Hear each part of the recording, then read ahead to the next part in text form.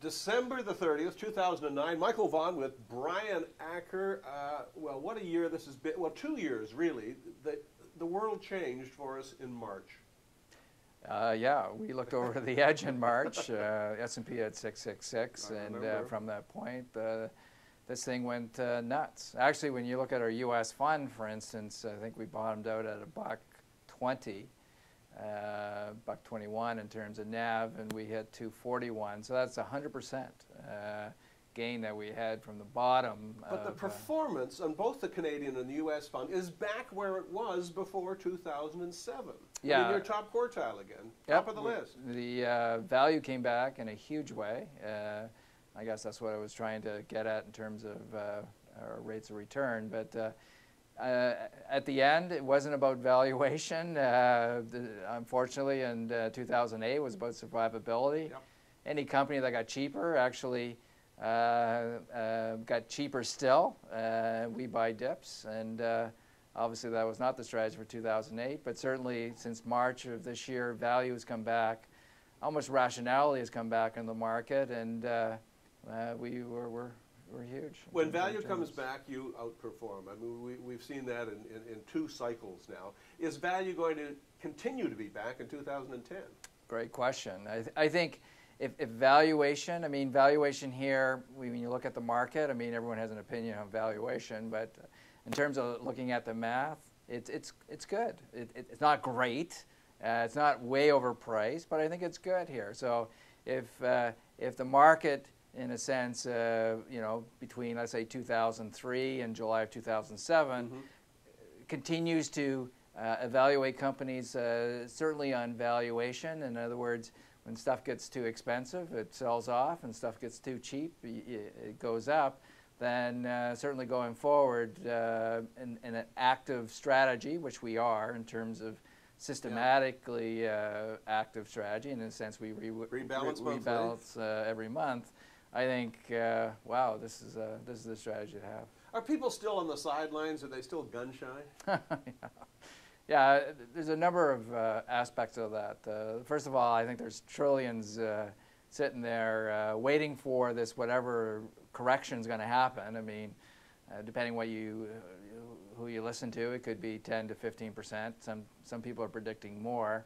So all that money is sitting there, frozen, if you will. So that's the first thing. But also, too, I think because people are gun shy, valuations won't get out of hand. In other words, you know, people's not going to throw a ton of money, if you will, at Apple or whatever, Google. Valuations will be reasonable, certainly going forward. So. I was looking at the top 10, as I often do, and looking at the upside to model price. And it always strikes me there's 1 or 2 stocks there that are paying a 5%, 6% dividend. Why aren't we in all those? Okay, so you're probably looking at our Canadian strategy. The Canadian, yeah, so, and we have to remind people on the Canadian strategy is a little bit different.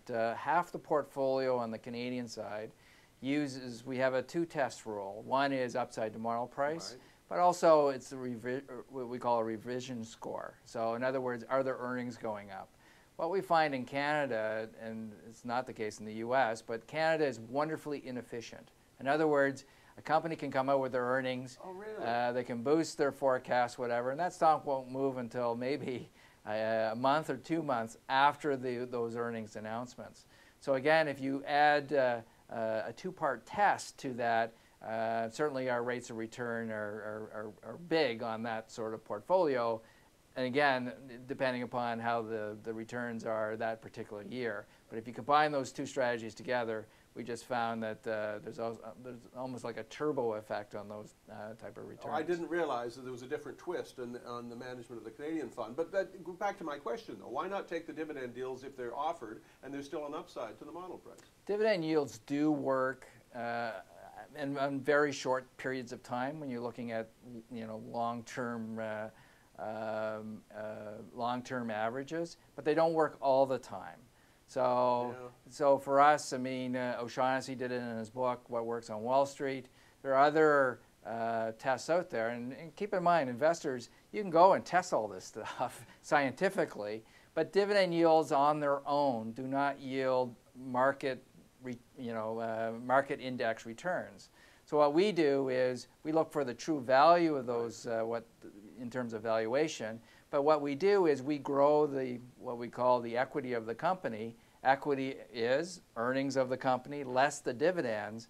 But we take the dividends out in order to find the true value of that company, certainly going forward, which is accounting 101. But no, we found focusing on upside to model price, that alone, as opposed to certainly dividend yields, will magnify returns substantially. Well, value does seem to be back at the end of 2009. You're shooting the lights out. Here's to 2010, Brian. I look forward to seeing you in January. I look forward to seeing you. Thank you.